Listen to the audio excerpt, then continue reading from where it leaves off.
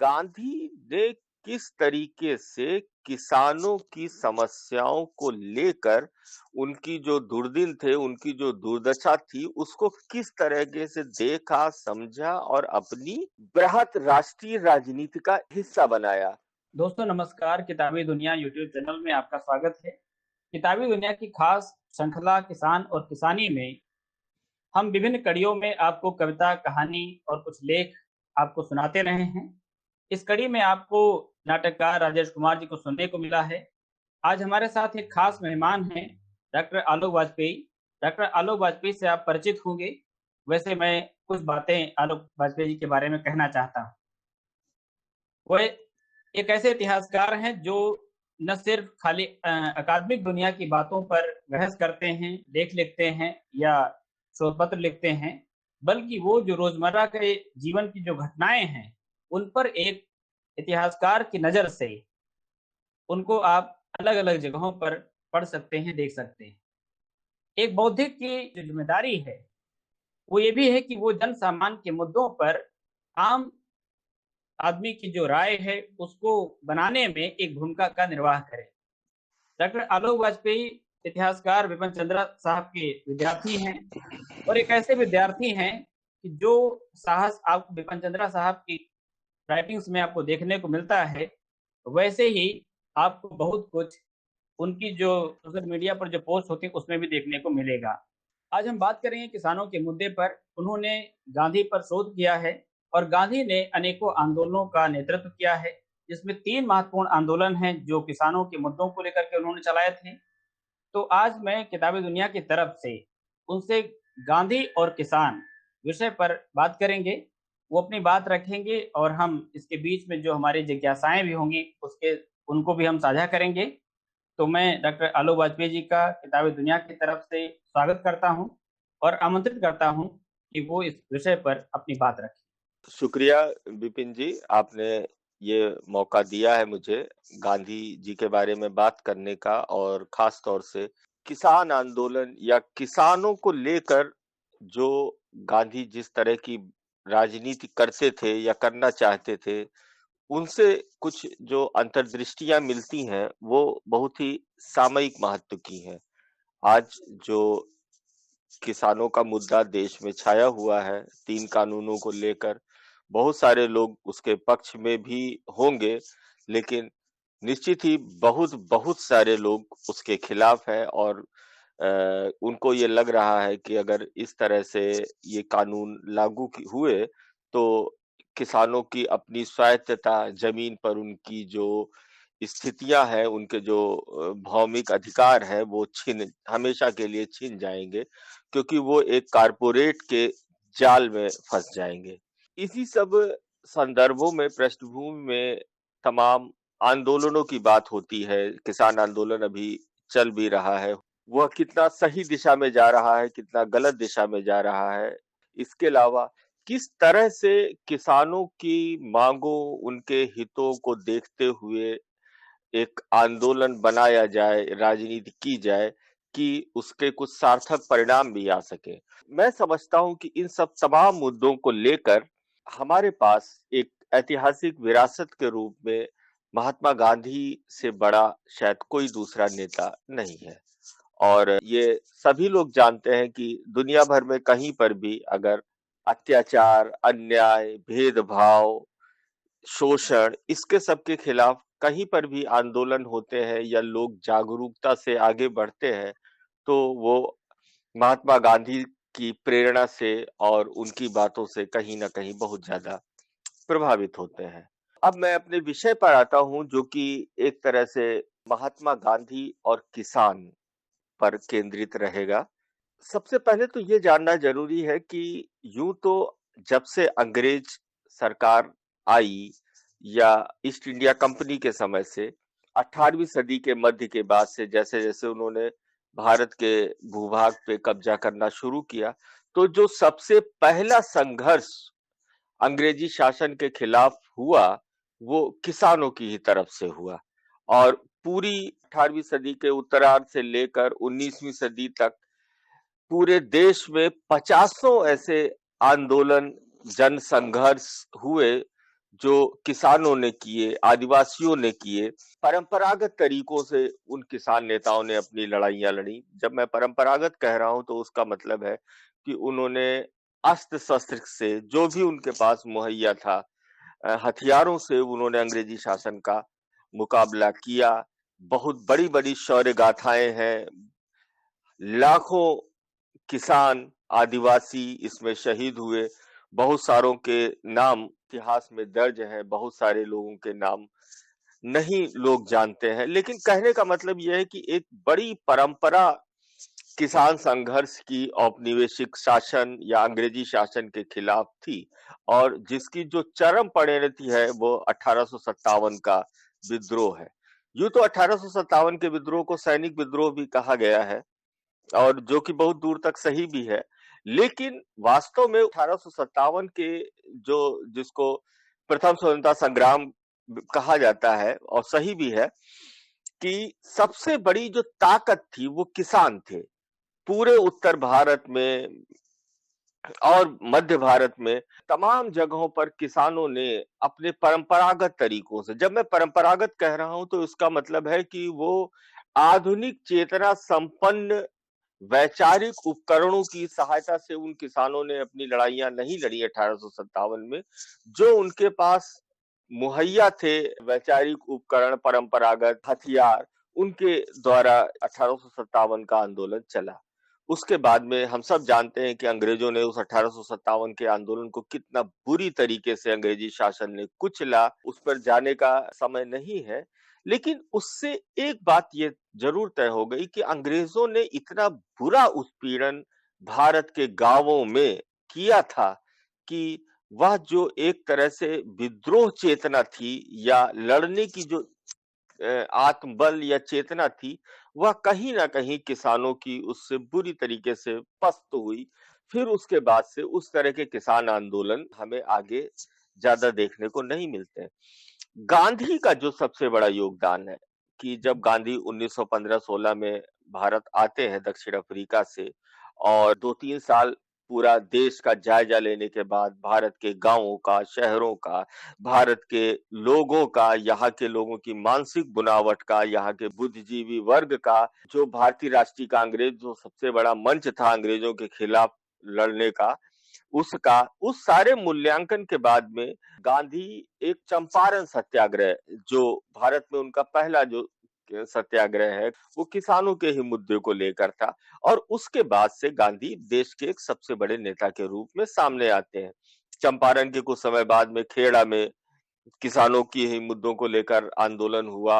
अब सवाल ये उठता है कि गांधी ने किस तरीके से किसानों की समस्याओं को लेकर, उनकी जो दुर्दिन थे, उनकी जो दुर्दशा थी, उसको किस तरीके से देखा, समझा और अपनी बृहत राष्ट्रीय राजनीति का हिस्सा बनाया।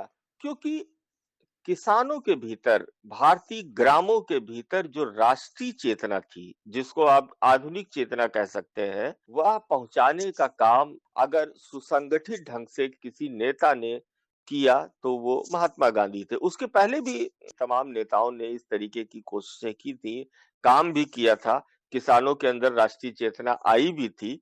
लेकिन एक जिसको कहते हैं ना कि एक वेल प्लान्ड, एक पूरी तरीके से रणनीति के तहत, योजना के तहत जो राष्ट्रीय राजनीति किसानों के मुद्दों को लेकर भी, और किसानों के दशाओं को, भारतीय गांवों की स्थितियों को ध्यान में रखकर जो एक पूरा दिशा निर्देश बना राजनीति का, वो गांधी की देन है। तो इसमें सबसे पहले तो बात मैं ये कहना चाहूंगा कि किसान चेतना को लेकर गांधी का क्या मानना था। इधर पिछले कुछ समय से एक ट्रेंड है जो साहित्य में भी दिखता है और भी जगहों पर दिखता है कि किसान चेतना को पूरी तरीके से महिमा मंडित किया जाता है। एक तरह से यह माना जाता है कि किसान की जो चेतना है, या जो लोग किसानी करते हैं या जो गांवों में रहते हैं, उनकी जो मानसिक बुनावट है, उनकी जो दिमागी संरचनाएं हैं, वह उनमें सब कुछ बहुत ही अच्छा और श्रेयस्कर सा है। गांधी इस चीज को नहीं मानते हैं। गांधी किसान चेतना को दो हिस्सों में एक तरह से बांटते हैं। एक जो सकारात्मक चीजें हैं उनकी चेतना में, दूसरी जो ऐसी प्रवृत्तियां हैं जिनको बदला जाना चाहिए ग्रामीण जीवन की, किसानों की सोच के स्तर पर, तो गांधी दोनों चेतनाओं को एड्रेस करते हैं। जो सबसे बड़ी सकारात्मक चेतना गांधी देखते हैं किसान के जीवन में या भारत के गांवों में, यहाँ पर उस तरीके से आधुनिक सभ्यता की बुराइयां, या इसको आप औपनिवेशिक सत्ता की बुराइयां कह सकते हैं, या आप उसको और कहें तो वो पूंजीवादी सभ्यता की बुराइयां, वह उस तरीके से भारत के गांवों में प्रवेश नहीं कर सकी थी। इसलिए ग्रामीण ढांचा और वहां के लोग अभी भी बहुत कुछ मनुष्यता, सहजता और लोक संस्कृति के वाहक, और एक अलग तरह का सामाजिक ताना बाना जिसमें सामूहिकता भी थी और जिसमें सामाजिकता थी, एक दूसरे के सुखों दुखों को महसूस कर सकने की और सामुदायिक जीवन जीने की जो एक शैली थी ग्रामीण जीवन की, गांवों की, गांधी उसको एक बहुत बड़ी सकारात्मक ताकत के तौर पे देखते हैं। दूसरी सकारात्मक ताकत गांधी ये देखते हैं किसान के जीवन में कि किसान एक तरह से बहुत ही सहज बुद्धि संपन्न, कह सकते हैं उसको, मैं इंग्लिश में तो उसके लिए वर्ड है कि मिलिटेंट किस्म की चेतना, यानी कि लड़ने का कुव्वत रखने वाले, केवल बात बहादुर ना होना, अपने हितों के लिए या जिस बात को सही समझे उसके लिए डट कर लड़ने वाले। ये गांधी ने भारत के गांवों में जो किसान की चेतना थी उसमें उन्होंने ये इस तरह की कुछ सकारात्मक चीजों को पाया। जो पूंजीवादी सभ्यता की चालाकियां होती हैं, धूर्तताएं होती हैं, जिसमें अक्सर मानवीय मूल्य, मनुष्यता, ये सारे कंप्रोमाइज हो जाते हैं, तो उनका अभाव है। और अभी भी गांवों में मानवतावाद इस अर्थों में जरूर जीवित है, जैसा गांधी समझते थे कि अगर पड़ोसी को दर्द हो रहा है तो उसका पड़ोसी भी शांत नहीं बैठेगा, कुछ उपाय करने की सोचेगा। इसके अलावा ग्रामीण जीवन में सब कुछ अच्छा अच्छा ही नहीं है। उनकी जो एक नकारात्मक प्रवृत्ति सबसे ज्यादा ग्रामीण जीवन की थी, वो थी एक तरह से सामाजिक भेदभाव, जाति व्यवस्था, कुएं में पड़े मेढक जैसी स्थितियां, कि उन्हें बाहरी दुनिया से उनको कुछ ज्यादा अंदाजा नहीं है कि दुनिया में क्या हो रहा है। और इस तरीके की गंदगी, जीवन शैली को ऊपर उठाने की एक अनिच्छा, शिक्षा, स्वास्थ्य, ये सारी जो समस्याएं थी जो भारत के गांवों में फैली हुई थी, ये उनकी वो नकारात्मक प्रवृत्तियां थी। इसके अलावा गांधी ने ये देखा कि किसानी जीवन की भारत के गांवों की मुख्य समस्या है वहां के लोगों में व्याप्त भीषण बेरोजगारी। क्योंकि औपनिवेशिक शासन ने, जो कि कुटीर उद्योगों का पूरा एक जाल था देश में, जिसमें गांवों में खेती के अलावा भी बहुत सारे हस्तशिल्प के काम होते थे, उत्पादन होता था, गांव वाले अपनी जरूरत की चीजों को खुद बनाते थे, बल्कि एक तरह से कह सकते हैं कि बाहर भी जाता था, व्यापार के वो हिस्से होते थे, तो उसको औपनिवेशिक शासन ने बिल्कुल तहस नहस कर दिया था। गांव में रहने वाला व्यक्ति बुरी तरीके से केवल और केवल खेती किसानी पर ही निर्भर था। और चूंकि खेती किसानी एक तरह से मौसमी चीज होती है, तो लंबा लंबा ऐसा समय आता था जिसमें गांव के लोगों के पास कुछ करने को ही नहीं होता था और वो बेरोजगार की स्थितियां होती थी। कहने का मतलब है कि जिसको कह सकते हैं नॉन एग्रीकल्चरल एक्टिविटीज, वो पूरी तरीके से गांवों में ठप हो चुकी थी औपनिवेशिक शासन काल के दौरान। उसके पहले ऐसा नहीं था। 17वीं 16वीं 18वीं सदी तक भी भारत का जो हस्तकरघा उद्योग था, भारत के जो तमाम दूसरे ऐसे हस्तशिल्प के उद्योग थे जो कि बहुत ही प्रॉस्परस थे, और भारत दुनिया के किसी भी देश से ज्यादा उन्नत था। लेकिन 200 साल की अंग्रेजों की गुलामी, औपनिवेशिक शासन की देखते हुए अगर किसी चीज पे सबसे ज्यादा उसका असर पड़ा था बुरा, तो वो भारत के गांवों पर पड़ा था। ऊपर से इतनी ज्यादा शोषण होता था औपनिवेशिक शासन में किसानों का, उनके टैक्स की इतनी ज्यादा भरपाई थी कि हर चीज पर टैक्स देना है। भूमि व्यवस्था अंग्रेजों ने इस तरीके से बनाई हुई थी कि जिसमें जमींदारी सिस्टम था, कि यानी जिसको कहते हैं एब्सेंटी लैंडलॉर्डिज्म, कि जमींदार साहब का खेती किसानी से कोई लेना देना नहीं है, लेकिन किसान की उपज पे सबसे बड़ा उन्हीं का हक बनता है, और वो सब शोषण हो जाता है, किसान के पास बहुत थोड़ा सा कुछ बचता है। तो यह सब समस्याएं थी। गांधी ने इन सारी चीजों को समझा, लेकिन इसके उपाय के तौर पर गांधी ने, यह बात महत्वपूर्ण है समझने की, कि गांधी ने पृथक से किसान आंदोलनों को चलाने की बात नहीं कही, कि किसान अपनी समस्या को लेकर अपना आंदोलन चलाएं और वो बात जो है वहीं तक रह जाए। गांधी ने किसान समस्या को राष्ट्रीय राजनीति की एक मुख्य समस्या के रूप में समझकर उसके बाद उसको नेशनल डिमांड्स में अंतर्गुंफित किया, जोड़ा, और यह एक बहुत ही जरूरी और बहुत ही कठिन काम था। एक ओर तो किसानों के स्तर को ऊपर उठाना था, दूसरी ओर किसानों के अंदर यह चेतना भी डालनी थी कि उनकी बदहाली का मुख्य कारण औपनिवेशिक शासन है, और इस स्थिति को समझकर वह राजनीतिक रूप से आंदोलित हो और वो अपने एक्शंस को आगे ले जाए। गांधी का पॉलिटिक्स करने का तरीका था, वह एक तरह से समग्रता में था, यानी वो अलग अलग मुद्दे उठाकर अलग अलग तरह की राजनीति नहीं करते थे, कि उन्होंने महिलाओं का मुद्दा उठा लिया, किसी ने आदिवासियों का उठा लिया, किसी ने किसानों का उठा लिया, किसी ने जाति व्यवस्था उठा ली, और सब अपने अपने झंडे लगाए हुए अपने अपने आंदोलन चला रहे। गांधी का ये तरीका नहीं था। गांधी का जो राजनीति का तरीका था वो एक कंपोजिट, एज ए होल, एक ब्रॉड पॉलिटिक्स की डिवाइस को तैयार करने का था, जिसमें सारे ये मुद्दे शामिल होते थे, और उनकी जो दिशा होती थी वह एक तरीके से आपस में एक दूसरे से जोड़ के चलने वाले की दशा होती थी। इसीलिए गांधीवादी आंदोलन जो थे, कभी भी ऐसा नहीं हुआ कि एक आंदोलन दूसरे आंदोलन के खिलाफ में खड़ा हो जाए, या एक आंदोलन दूसरे आंदोलन की मदद न कर सके। यानी अगर मैं इस बात को और साफ ढंग से कहूं, कि जैसे स्त्री मुक्ति का आंदोलन कोई है, तो वह स्त्री मुक्ति का आंदोलन अंग्रेजों के खिलाफ के आंदोलन में भी शामिल है और मदद कर रहा है, या वही आंदोलन किसानों के ही आंदोलन में मदद करेगा। तो इस तरह से गांधी का था। एक तो यह तस्वीर है। दूसरी बात, जब गांधी ने भारत की राजनीति का के परिदृश्य को देखा समझा, तो इन्होंने देखा कि भारत में राजनीति मुख्यतः शहरों तक सीमित है। शहरी बुद्धिजीवी, जिसमें वकील थे और भी तमाम समुदाय के लोग थे, लेकिन कुल मिलाकर ये वह लोग थे जो शहरों में रहते थे, बातें वो भले ही गांवों की भी कर लेते हो। उनके पास में गांवों की वस्तु स्थिति के बारे में कोई ना तो प्रामाणिक जानकारी उस तरह से होती थी, ना वो किसानी चेतना और गांव की स्थितियों परिस्थितियों को समझते थे।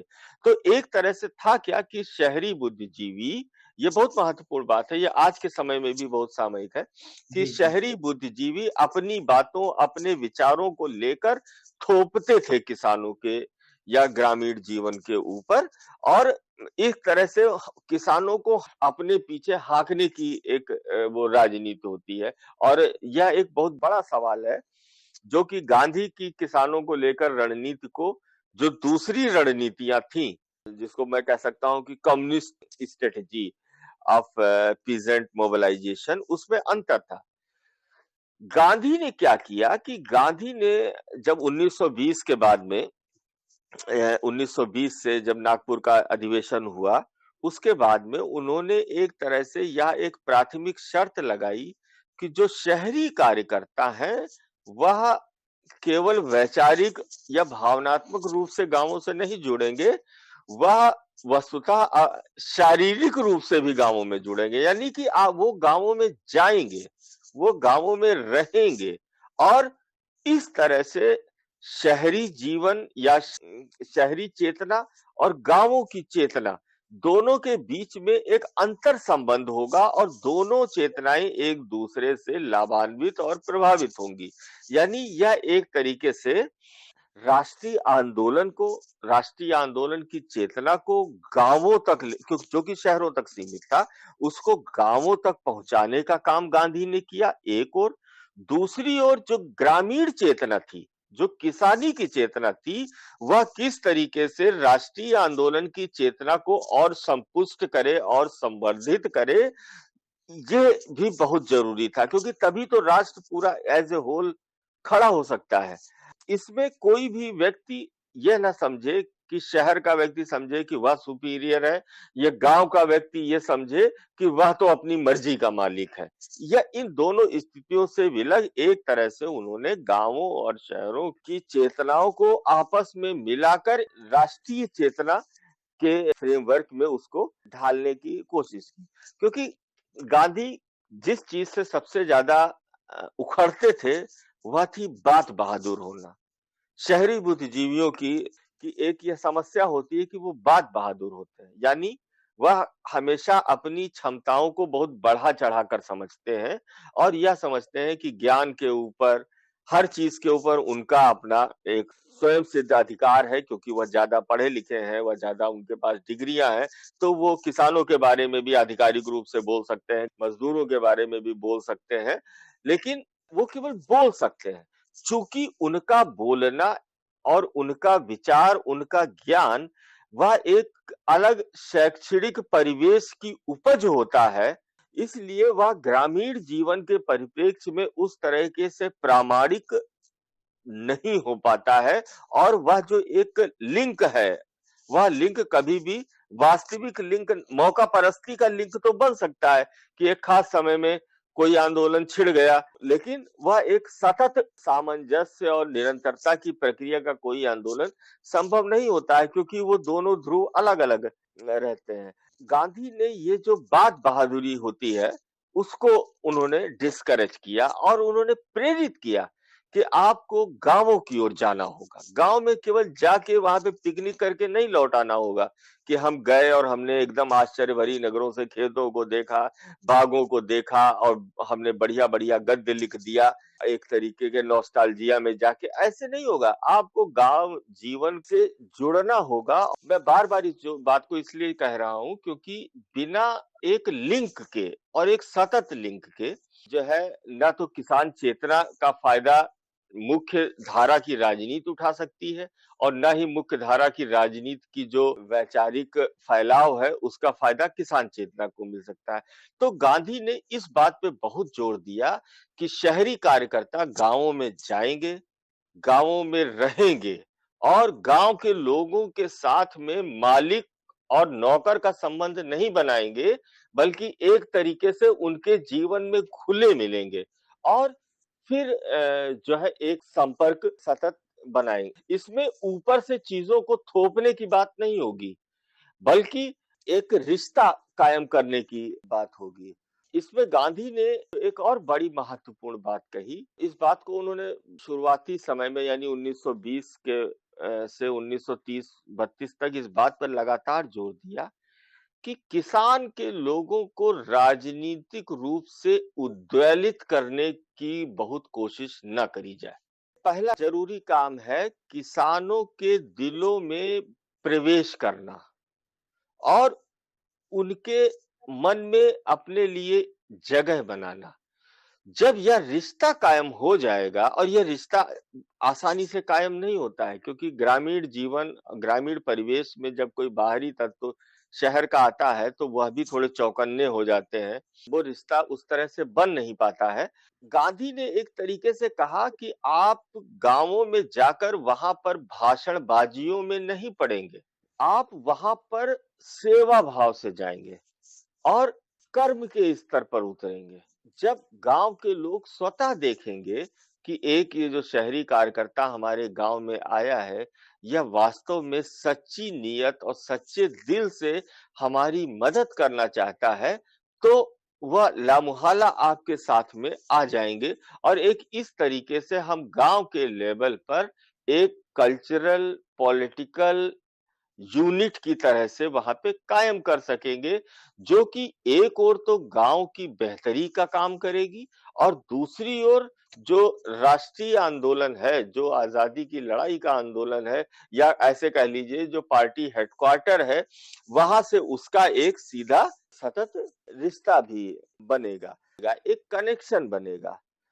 इस तरीके से यह जो प्रक्रिया होगी, शहरी कार्यकर्ता और गांव के जीवन है उसके बीच में, यह एक गिव एंड टेक का होगा, कि यानी शहरी कार्यकर्ता भी अपनी विचारधारा को और ज्यादा समृद्धशाली और प्रामाणिक बनाने के लिए ग्रामीण जीवन की चेतनाओं, ग्रामीण जीवन की समस्याओं का अध्ययन और समाधान करेंगे, और ग्रामीण चेतना भी शहरी जीवन की चेतना से, जो कि जिसमें आधुनिक चेतना है, और उससे वो लाभान्वित होगी। आप सोच सकते हैं कि आखिर गांधी ने ये क्यों चुना रास्ता। गांधी ने ये रास्ता इसलिए चुना, गांधी इस बात को समझते थे कि सबसे जरूरी काम है किसानों को खुद, वो किस तरह से मजबूत बने, एक तरह से वह उनके अंदर सेल्फ एम्पावरमेंट हो। जब किसान अपनी आर्थिक स्थिति को उन्नत करके और इस तरह से मजबूत बनेगा, तो लामुहाला वो अपने हितों की लड़ाई को आगे और बढ़ा सकने में कामयाब होगा। वरना क्या होगा, जमींदारी प्रथा के अपने दुष्चक्र, औपनिवेशिक शासन का अपना दुष्चक्र, और इतना बड़ा तंत्र किसी भी किसान आंदोलन को आराम से जो है कुचल सकेगा और उसको बुरी तरीके से नुकसान भी पहुंचा सकेगा। तो बजाय इसके कि स्वतंत्र किसान चेतना के साथ में आंदोलनों को आगे बढ़ाया जाए, हम अगर किसान आंदोलनों को राष्ट्रीय आंदोलन के भीतर रहते हुए, यानी राष्ट्रीय चेतना के साथ चलते हुए हम कोई आंदोलन खड़ा करते हैं, तो वह उस आंदोलन को, जो उसका विपक्षी है, जो उसका अपोनेंट है, वो उस आंदोलन को कुचल नहीं सकेगा। वह आंदोलन सतत रूप से कामयाबी की ओर बढ़ता रहेगा। तो इस तरीके का गांधी ने, जो मैंने अभी चंपारण और इस तरीके की बात की, उन आंदोलनों के अलावा एक आंदोलन जिसका इतिहासकारों ने बहुत ही गहराई से अध्ययन नहीं किया, जो कि 20वीं सदी के सबसे बड़े किसान आंदोलनों में से था, वह था बारडोली का आंदोलन। 1928 का किसान आंदोलन था। वह आंदोलन गांधी जी के दिशा निर्देश पर चलाया गया, एकदम सुव्यवस्थित संगठित रूप से, जो गांधीवादी राजनीति की अनिवार्य शर्तें थी उनके तहत चलते हुए, जिसमें अहिंसा थी, अनुशासन था, और भी तमाम तरीके के प्रोपोगंडा थे, उनको सबको लेकर वो बारडोली सत्याग्रह चलाया गया। गांधी जी ने उस आंदोलन में खुद वहां जाकर तो उसका नेतृत्व नहीं किया, वो उसके लिए उन्होंने अपने सबसे विश्वस्त सिपह सालार वल्लभ भाई पटेल को लगाया। वल्लभ भाई पटेल ने उस आंदोलन को, बारडोली सत्याग्रह को किया, और उन्हें सरदार की जो उपाधि थी, वो बारडोली सत्याग्रह किसान आंदोलन के बाद ही उन्हें सरदार कहा जाने लगा था। लेकिन वह आंदोलन पूरी तरीके से गांधी के निर्देशन में चलाया गया था, और इतना वो बखूबी कि किस तरीके से हमें दुश्मन की साजिशों को पछाड़ना है। क्योंकि देखिए, जब भी आप कोई लड़ाई में उतरते हैं, तो आपके लिए जितना अपनी ताकत का अंदाजा होना जरूरी है, उतना ही आपको अपने दुश्मन की भी ताकत और कमजोरियों का अंदाजा होना जरूरी है। तभी आप किसी आंदोलन को सफलतापूर्वक आगे ले जा सकते हैं। सारी बारीकियों में जाने का वक्त नहीं है। यह बहुत ही एक महत्वपूर्ण बारडोली सत्याग्रह का किसान आंदोलन है, जिसकी अंतर्दृष्टियों को आज के समय में भी, जब किसान अपनी बातों को लेकर आंदोलित हैं, तो उनका उपयोग किया जा सकता है। एक चीज और है कि गांधी ने यह जो मैंने बताया, शहरी बुद्धिजीवी का गांव में जाना, तो उसके लिए वह कोई एक अस्पष्ट योजना के साथ उनकी बात नहीं थी। इसके लिए उन्होंने पूरे तरीके से सुस्पष्ट रचनात्मक कार्यक्रम बनाए, कि आप गांव में जाएंगे तो आपको वहां पर कौन-कौन से कार्यक्रमों को बढ़ाना है, करना है। उसमें एक तो जाति व्यवस्था संबंधी मूल प्रश्न था, जो कि जिसको अस्पृश्यता उन्मूलन, कि ये छुआछूत खत्म करना है, छुआछूत तमाम तरीके से समाज में स्तरों पर है, वो जिस स्तर पे भी हो, समाज में एका पैदा करना है, सांप्रदायिक एकता लानी है। हिंदू मुसलमानों के बीच में जो कुछ एक झगड़े की राजनीतियां हैं या झगड़े की बातें हैं, उनको खत्म करना है। राष्ट्रीय एकता स्थापित करना है। कुटीर उद्योगों को वहां स्थापित करना है। चरखा उनका इसीलिए सबसे बड़ा यंत्र था। वो जो गांव का किसान है, वह अपने खाली समय का उपयोग कैसे करे? वो खाली समय का उपयोग केवल गपबाजी या इधर-उधर की चीजों में, बेकार के कामों में करता है, तो वो किस तरीके से खेती से इतर भी कुछ आर्थिक गतिविधियां करे, जिससे कि उसकी आय बढ़े और उसका जीवन स्तर उन्नत हो। यह कुल मिलाकर गांधी जी की जो किसान राजनीति है, उसका एक मैंने संक्षिप्त सी एक आउटलाइन बताने की कोशिश की है। और इसी बीच में गांधी ने तमाम ऐसे मुद्दे जो किसानों से संबंधित थे, खेतीहर मजदूरों से संबंधित थे, उनको राष्ट्रीय स्तर पर उठाया और लोकप्रिय किया। और इसके लिए पूरे देश में एक तरीके से सहमति बनाई। जैसे 20वीं सदी में खेती किसानी से संबंधित जो सबसे क्रांतिकारी अ, कदम रहा, वो जमींदारी व्यवस्था का उन्मूलन हुआ। चूंकि अंग्रेज तो वो कर नहीं सकते थे, क्योंकि वो तो जमींदार वर्ग के ऊपर ही निर्भर थे बुरी तरीके से। लेकिन जमींदारी व्यवस्था को खत्म करना है, उसके लिए पूरी देश में एक आम राय, और यहाँ तक कि जमींदार भी ये समझ गए कि अगर हम अपने हितों के लिए लड़ेंगे तो हमारा कोई साथ नहीं देगा, वो अलग थलग पड़ जाएंगे। तो बहुत सारे जमींदार वर्गों ने भी खुद अपने ही हितों के खिलाफ जाकर जमींदारी व्यवस्था का समर्थन कर दिया। एक तरीके से अगर कहें तो उन्होंने हथियार ही एक तरह से डाल दिए, और आजाद भारत में नेहरू जी ने जमींदारी व्यवस्था का उन्मूलन किया। लेकिन उसकी जमीन, उसकी बुनियाद, उसके लिए जो जरूरी कदम और माहौल था, वह गांधीवादी रचनात्मक कार्यक्रमों, गांधीवादी किसानी राजनीति और ये सब जो जिनका मैंने जिक्र किया, उन्होंने बना दिया था। और उसके बाद में वो केवल एक फॉर्मेलिटी रह गई थी, जमींदारी व्यवस्था का उन्मूलन कानूनी रूप से करना। ये दुनिया का, मैं इसलिए भी कह रहा हूं कि ये दुनिया का एकमात्र ऐसा क्रांतिकारी इतना बड़ा कदम था जो बिना खून खराबे के हुआ। जमीन सबको बहुत प्यारी होती है, जमींदारों को भी बहुत प्यारी रही होगी, लेकिन किस तरीके से उन्होंने जमीनों पे अपने अधिकार छोड़ दिए। और यह सिद्धांत, जमीन उसकी है जो उस पे हल चलाता है, जो उस पे जोतता है, जमीन उसकी है। ये बहुत बड़ा एक क्रांतिकारी विचार था, और उसको गांधी ने चरितार्थ किया। और इससे पूरे की पूरी जो ग्रामीण संरचना, भौमिक संरचनाएं सारी तमाम बदल गई। इस बारे में गांधी के दिमाग में बहुत सारी बातें थी, और उन्होंने तमाम इंटरव्यूज में, जैसे लुई फिशर के साथ में 1942 में उनका एक इंटरव्यू है। लुई फिशर एक बहुत बड़े पत्रकार थे अमेरिका के। उन्होंने लेनिन की भी बायोग्राफी लिखी है, गांधी की भी बायोग्राफी लिखी है, बहुत सारे बड़े बड़े लोगों की बायोग्राफी लिखी है। तो उनसे एक बार बातचीत में गांधी कहते हैं, लुई फिशर उनसे कहते हैं कि किसानों के लिए आपके पास क्या योजना है?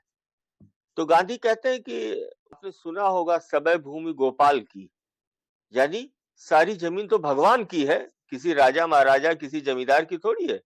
और यहाँ पर जो गोपाल है, राजा कौन है? वो सरकार है, यानी निजी स्वामित्व तो नहीं रहेगा। और फिर वो कहते हैं कि दूसरी बात कहते हैं कि जमीन उसकी है जो उसको जोतता है, किसान की है। ये जो शहरों में या दूर दराज बैठे लोग केवल जमीन पे जो उनका अपना मालिकाना हक समझकर उसकी फसल का उपभोग अपने करते हैं, किसानों का शोषण करते हैं, यह कहाँ से सही है? जो उस पे जोतेगा बोएगा, जमीन उसकी होगी। तो लुई फिशर उनसे पूछते हैं कि लेकिन क्या जमींदार मान जाएंगे? क्योंकि जमींदारों को तो भाई बहुत शक्तिशाली थे। जमींदार क्या समझिए, वो छोटे मोटे राजे महाराजे हुआ करते।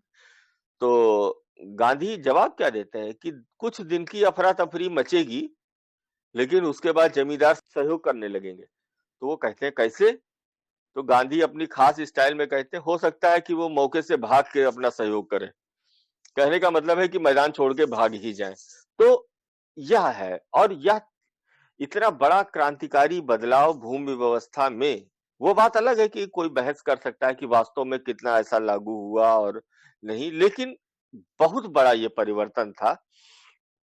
या इसीलिए संभव हो सका क्योंकि किसानों की समस्याओं, किसानों की मांगों को राष्ट्रीय स्तर पर उठाकर उनसे जोड़कर एक उसको राष्ट्रीय मांग के रूप में भी किया गया, जिसमें समाज के हर वर्ग की सहानुभूति और सहयोग लेने की कोशिश की गई। ऐसा नहीं था कि किसानों का मुद्दा है तो किसान जाने, या किसान अपने बीच से ही नेता कोई पैदा करें ऐसा, जो कि अन्य वर्गों के साथ में जिसका कोई तारतम्य और संबंध ना हो, वो केवल अपने ही लेवल पे एक तरह से वो आंदोलन चला कर ऐसा नहीं था। या मैं समग्रता में बात इसलिए कह रहा हूँ, इस पे ज्यादा जोर दे रहा हूँ, क्योंकि आज भी जो किसानों की समस्या है, गाँवों की जो समस्या है, वह केवल गाँवों की समस्या नहीं है, वह राष्ट्रीय राजनीति की समस्या है। वह राष्ट्रीय अर्थव्यवस्था कैसे चलाई जाए ये समस्या है।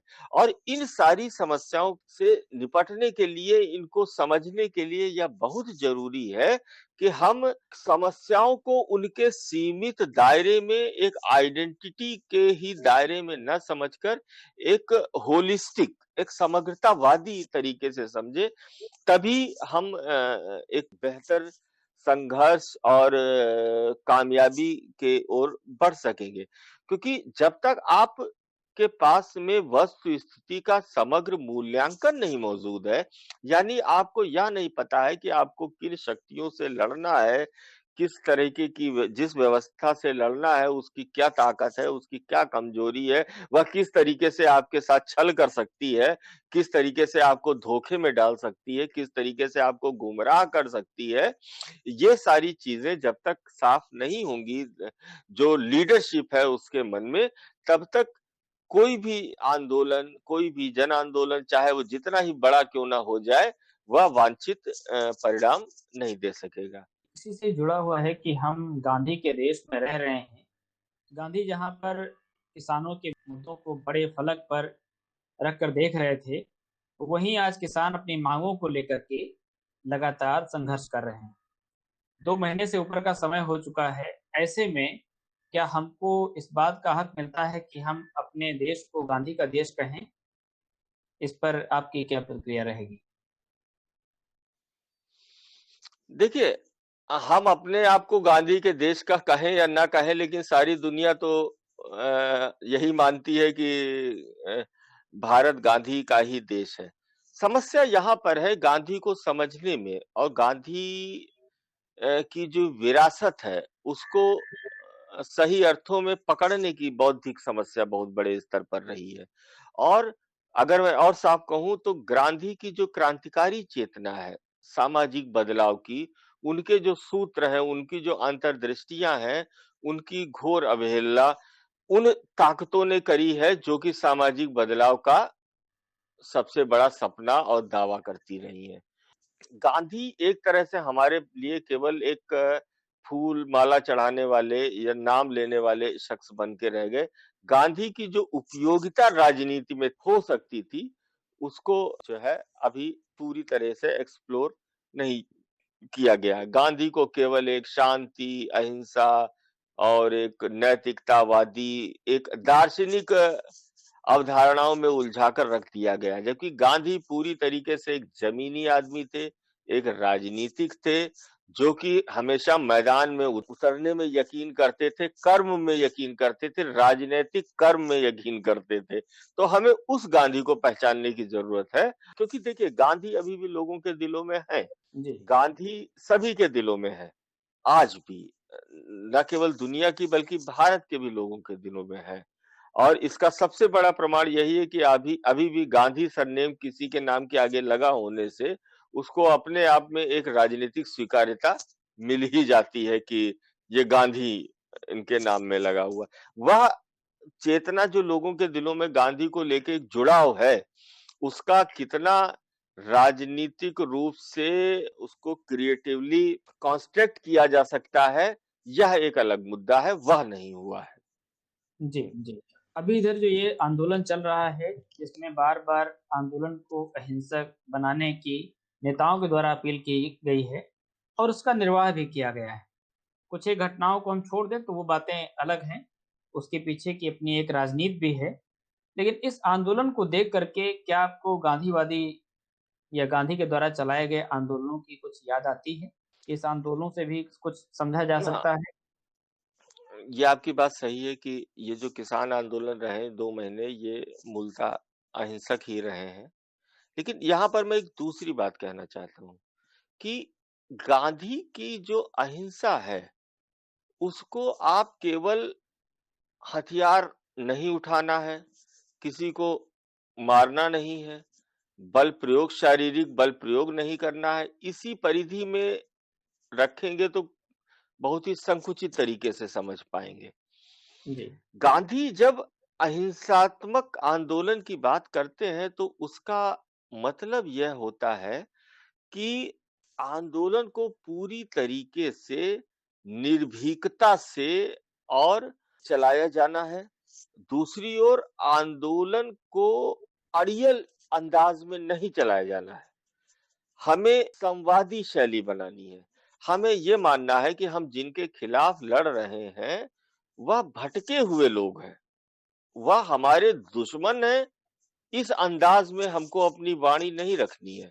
बहुत सारी ऐसी हिंसा जो है, वो जन आंदोलनों में अंदर-अंदर रहती, वो केवल शारीरिक हिंसा नहीं है इसीलिए कोई आंदोलन अहिंसक है, या अगर किसी आंदोलन में शारीरिक हिंसा है, तो इसीलिए वो हिंसक आंदोलन है, ऐसा भी नहीं है। ये जो जी, अहिंसा का प्रश्न है, यह एक सापेक्षिक महत्व का प्रश्न है। ये एक रणनीति का मसला है। इसमें बहुत सारे ऐसे बारीक बातें हैं। अभी मैंने जैसे कहा कि आपको जो आपका अपोनेंट है, जो आपका विपक्षी है, जो आपका दुश्मन है, वो क्या करना चाह रहा है? आप केवल अपने आप को ही देखते हुए कि हम अहिंसक हैं, हम कुछ नहीं करेंगे और आप अपनी मांगों को लगातार उग्र से उग्रतर बनाते जाएं और एक तरीके से उत्पीड़न को अपने ऊपर आमंत्रित कर ले, तो यह भी कोई बहुत अच्छी गांधीवादी रणनीति नहीं है। और एक चीज जो खास है कि गांधी की निगाह में जन आंदोलन ही अपने आप में राजनीति नहीं है। जन आंदोलन राजनीति का एक हिस्सा है, एक तरीका है, एक अवयव है, एक टूल है और मुख्य पर्पस तो पॉलिटिक्स को आगे बढ़ाने और जनरेट करने का है। भारत में अगर गांधी का आप देखिए तो अगर 1919 से मानिए आ गए 1919, 29, 39, 49 करीब 29 साल गांधी ने भारत में सघन राजनीति करी जी, और जन आंदोलन कितने छेड़े? बड़े 3, असहयोग आंदोलन, उसके 10 साल बाद सविनय अवज्ञा और जी, उसके बाद भारत छोड़ो। केवल 3 राष्ट्रीय आंदोलन, जन आंदोलन छेड़े। लेकिन क्या बाकी दिनों में वो खाली बैठे रहे? नहीं, वह राजनीति को विस्तारित करते रहे, राष्ट्रीय राजनीति को विस्तारित करते रहे, राष्ट्रीय आंदोलन की चेतना, राष्ट्रीय आंदोलन के मूल्य, इनको सबको फैलाते रहे और हर बार क्रमिक रूप से आंदोलनों को वो और ज्यादा तेज करते गए। जन आंदोलन को ही राजनीति समझने में एक सबसे बड़ी जो दिक्कत आ जाती है वो ये आ जाती है कि जन आंदोलन जनता की क्षमता पर है। जनता कितना लड़ेगी, जी, कितना सहेगी। जो सत्ता पक्ष है, जो शक्तिशाली पक्ष है, उसके पास में तमाम तरीके के हथियार हैं, उपकरण हैं, तंत्र है, प्रलोभन की चीजें हैं, हर तरह के उसके पास में तंत्र है। जनता के पास क्या है? आत्मबल के अलावा और थोड़ा लड़ने के अलावा। तो इसीलिए जो लोग केवल जन आंदोलन को ही ध्यान में रख के राजनीति के बारे में सोचते हैं, वो बहुत जल्दी हताश और निराश और थक जाते हैं, क्योंकि जनता भी थक जाती है। तो उनको जब सड़कों पे भीड़ दिखाई देती है आंदोलन की, तो उनको लगता है बड़ी राजनीति हो रही है। और जब सड़कों पे राजनीति की भीड़ नहीं होती, मतलब आंदोलन की भीड़ नहीं होती है, तो उनका मन थम जाता है कि लगता है कि अब कुछ नहीं हो रहा है। मैं फिर बोल रहा हूं कि राजनीति एक बहुत ही व्यापक और बड़ा फिनोमिना है, जिस पर फोकस करना चाहिए और जरूरत पड़ने पर जैसी आवश्यकता हो उसके हिसाब से जन आंदोलन के लिए जाना चाहिए। चाहे वो राष्ट्रीय जन आंदोलन की बात हो या क्षेत्रीय मुद्दों के जन आंदोलन की बात हो या किसी भी मुद्दे के जन आंदोलन की बात हो कि आजादी के बाद से ही अगर मैं बिल्कुल साफ बोलूं तो समाजवादी चेतना, वामपंथी चेतना, ये सारी जो सामाजिक परिवर्तन वाली चेतनाएं थी, इन्होंने राजनीति और जन आंदोलन को एक दूसरे का पर्यायवाची बना दिया और जब जन आंदोलन करना है तो उसमें मांग चाहे सही हो, चाहे पूरी होने लायक हो, चाहे ना हो, लेकर खास समय पर खास समय अंतराल में जनता को सड़कों पे उतार दिया। ठीक है, उससे भी पॉलिटिक्स जनरेट हुई, लेकिन वो पॉलिटिक्स जो जनरेट हुई वो कितनी सकारात्मक थी और कितना उससे फायदा हुआ, इन सारे बिंदुओं को भी बहुत देखने की जरूरत है। इसीलिए गांधी हमेशा जन आंदोलनों को लेकर बहुत सतर्कता दिखाते थे, और उसमें कौन से लीडर्स रहेंगे, किस तरीके की बात मांग रखी जाएगी, किस तरीके से हमें अपने जन आंदोलन का प्रचार करना है, किस तरीके से उसके लिए माहौल बनाना है, किस तरह से ऐसे समाज के वर्ग जो हमारे जन आंदोलन की परिधि से या राष्ट्रीय चेतना की परिधि से बाहर है, उनको कैसे अपनी ओर मिलाना है, तमाम चीजों को ध्यान में रखकर टकराव किस हद तक ले जाना है, उसके बाद में टकराव को कैसे हमें टकराव को टालना है, ये रणनीति के प्रश्न है। और गांधी इसमें एक बात कहते थे जो कि बहुत ध्यान देने की है, कि हमारा जो आंदोलन है, राष्ट्रीय आंदोलन है या जो जन आंदोलन है, जो भी कहिए, यह एक तरीके से उतने ही अनुशासन की मांग करता है जितने सैनिकों से अनुशासन की मांग की जाती है। जब कोई सैनिक आक्रमण होना है या कोई सैनिक लड़ाई होनी है, तो जनरल को पता है, सेना नायक को पता है कि कितने कदम आगे जाएंगे, कितनी गोलियां चलाएंगे और क्या करेंगे, क्या नहीं करेंगे। उसी तरीके से ये अहिंसात्मक आंदोलन भी पूरी तरीके से उसी तरह के अनुशासन, नियंत्रण, शौर्य, वीरता, साहस, इसकी सबकी मांग करता है, और निश्चित है कि बलिदान की भी। इस तरीके से जन आंदोलनों को समझने की दृष्टि, और ये इसका भारत में बहुत अभाव है, रहा है, और ये इसकी वजह यह है कि गांधी जी की मदद से हमने जन आंदोलनों को समझने की कोशिश नहीं की। सुपरफिशियल तौर पर कुछ बातें पकड़ ली कि हाँ हम अहिंसक, यानी कि अगर हम हथियार हमारे हाथ में नहीं है तो अहिंसक हो गए, ऐसा नहीं है। अहिंसा भी एक बहुत ही बड़ा फिनोमिना है और टर्म है। जी, हो सकता, इसीलिए गांधी कहते थे कि हो सकता है कि कोई हिंसा ऐसी हो जो अहिंसक हो, कोई हिंसा भी ऐसी हो सकती है जो कि अहिंसा की कैटेगरी में आती हो, और कोई अहिंसा भी ऐसी हो सकती है कि वो हिंसा की कैटेगरी की चीज हो। जी, तो जी। ये इस तरह से चीजें हैं। मुझे लगता है कि अब समय काफ़ी हो गया है और हम लोग अपनी बातों को यहीं पर समाप्त करते हैं, क्योंकि गांधी जी की जुड़ी हुई बातें जब आप कहते हैं, तो आपकी तल्लीनता, आपका जो पूरा जुड़ाव है, वो दिखाई पड़ता है और उसके कई सारे फलक हमारे सामने खुलते चले जाते हैं। लेकिन मूलतः जिन 3 आंदोलनों को लेकर के और ख़ास तौर से बारडोली को लेकर जो आपने बातें कही, उससे और हिंसा और अहिंसा के बीच का जो फ़र्क है, कोई हिंसा कैसे अहिंसा की श्रेणी में आती है और कई बार अहिंसा कैसे हिंसा की श्रेणी में आती है, इसको हम पिछले दिनों की जो घटनाएँ हैं, उसे हम देख सकते हैं, समझ सकते हैं। मैं आखिर में एक बात यही कह दूं हिंसा में, भारत छोड़ो आंदोलन जब 1942 में हुआ, तो रातों रात सारे बड़े नेता जेल में डाल दिए गए, अंग्रेजों ने बंद कर दिए। जनता गुस्से से आग बबूला हो गई, हिंसा हुई, जनता ने हिंसा की, सरकारी संपत्तियां टूटी, पोस्ट ऑफिस, उस समय सबसे पहले पोस्ट ऑफिस और टेलीग्राम के जो सेंटर होते थे उन्हीं पे अटैक होता था, क्योंकि ये सब ब्रिटिश टूल थे। उस समय वायसराय लॉर्ड लिथगो थे। हर सरकार जन आंदोलन को बदनाम करने में उसका रहता है कि ये जन आंदोलन बदनाम हो जाए, इसकी सिंपैथी लोगों से खत्म हो जाए, कुचल दे।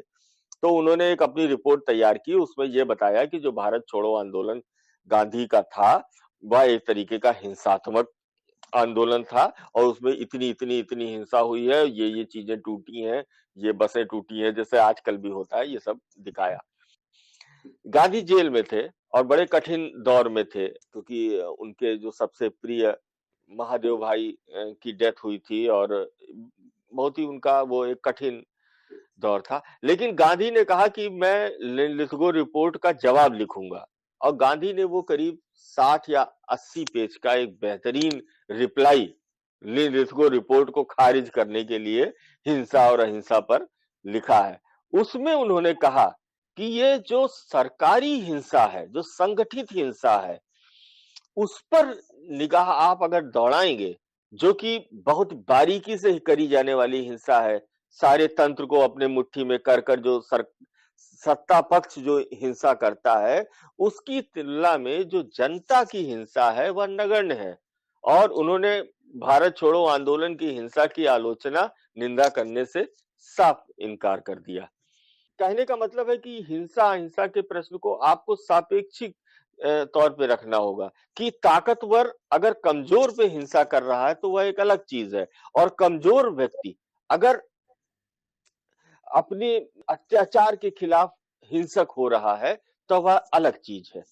तो आपको एक मतलब घोर नैतिकतावादी परिधि में हमेशा जन आंदोलनों को खराब बताने के लिए या किसी भी चीज को, लोगों के प्रतिरोध को गलत बताने के लिए हिंसा अहिंसा की डायकोटोमी का सहारा लेना, एक तरीके से ये मैं कहूंगा कि ये बौद्धिक मक्कारी है।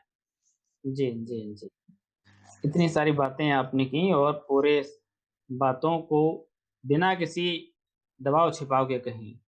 आज के समय में हम बातें कहते हैं तो इस तरह से गोल-मटोल ढंग से कहते हैं कि बात कह भी दें और बात का असर भी पता न चले कि आप क्या बात कहना चाहते हैं। साहित्यिक संदर्भ में कहें तो काँख भी छिपी रहे और मुट्ठी भी तनी रहे। लेकिन यहाँ दोनों बातें क्लियर हैं कि जो बात कही जा रही है वो पूरे ईमानदारी के साथ कही जा रही है।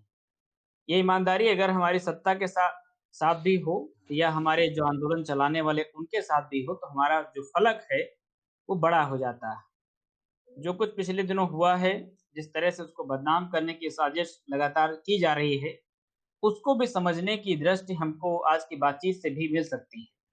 किताबी दुनिया पर अपनी बात आपने रखी। मैं आपका शुक्रगुज़ार हूँ कि किताबी दुनिया के दर्शकों को समय-समय पर आपके ज्ञान का फ़ायदा मिलता रहता है और किसान और किसानी श्रृंखला में जिस तरह से गांधी का जो पक्ष एक तरह से छूटा जा रहा था, उसको आपने पूरा किया है। मैं इसके लिए बहुत-बहुत आपका आभार व्यक्त करता हूँ। धन्यवाद। शुक्रिया।